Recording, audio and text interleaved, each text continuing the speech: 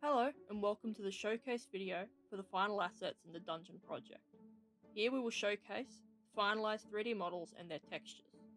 This will consist of a render of each individual asset and then a quick breakdown of the process behind each one.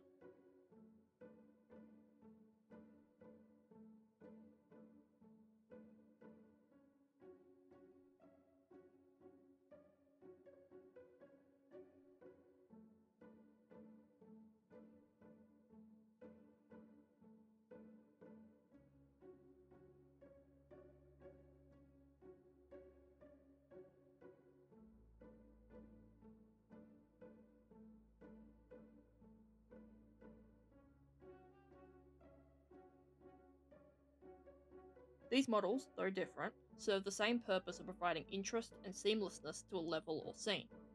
I began with the pillar intended to connect the walls, or corners, focusing mainly on a very basic rectangular shape that was then refined with some small damage to the edges. The standalone pillar was built from the first with the addition of more details and additional wear and tear.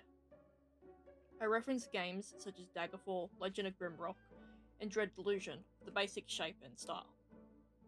Both models share a very similar texture map, though I wanted the standalone pillar again to look more weathered given it has no protection on any of its sides.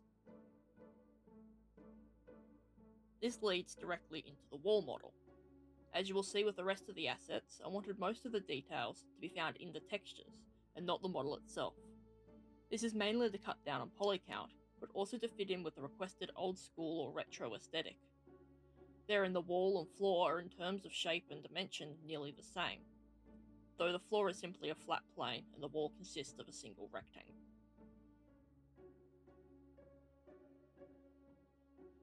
Decorative elements such as the shelf, gem, coin pile, and potion all consisted of slightly more complicated shapes in order to give them a more defined silhouette and to make them stand out amongst the stone and moss of the walls and floor. The gem and potion actually share a very similar texture, as they are the only crystal objects found in these assets so far.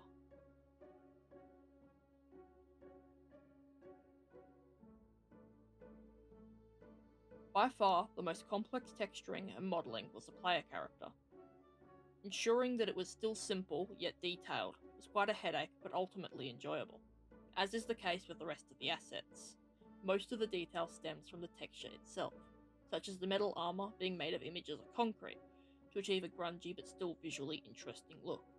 The chainmail is the same texture, but with a noise-based deformation. Additionally, the sword that accompanies the player model is made from mostly the same materials to ensure a sense of cohesion between it and the player. All of these textures were initially created in Substance Painter, exported at a resolution of 256 by 256, in accordance to the requirements of the project.